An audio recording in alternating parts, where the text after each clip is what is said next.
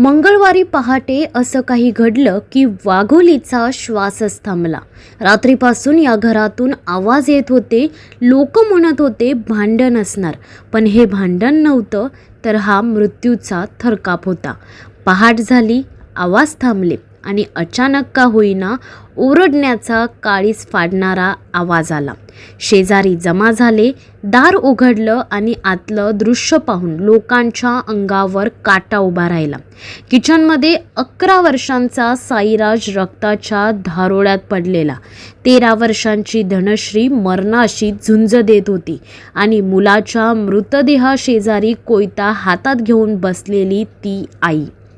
आईचं नाव सोनी संतोष जायभाई आणि याच आईची ती पोरं, साईराज ज्याचा गळा चिरलेला, धनश्री जी अजूनही मृत्यूशी झुंजते. स्थानिक नागरिकांनी क्षणाचाही विलंब न करता पोलिसांना फोन केला.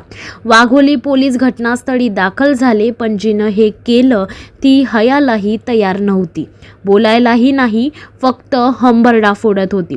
पोलीस पहिल्यांदा साईराजला तपासले, पण तोपर्यंत तो जग सोडून गेलेला होता. सुदैवाने धनश्री वाचली, पण तिची अवस्था इतकी गंभीर होती की काही मिनिटांचाच उशीर झाला असता तर दुसरं प्रेत तयार झालं असतं.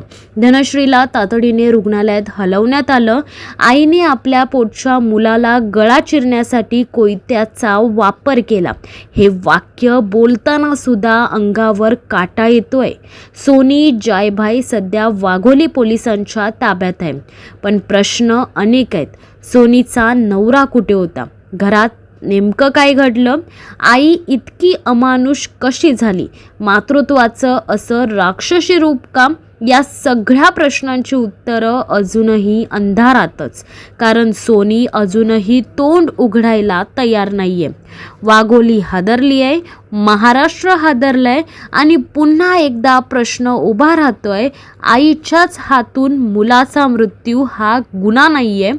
ही समाजाला हादरवणारी शोकांतिका आहे.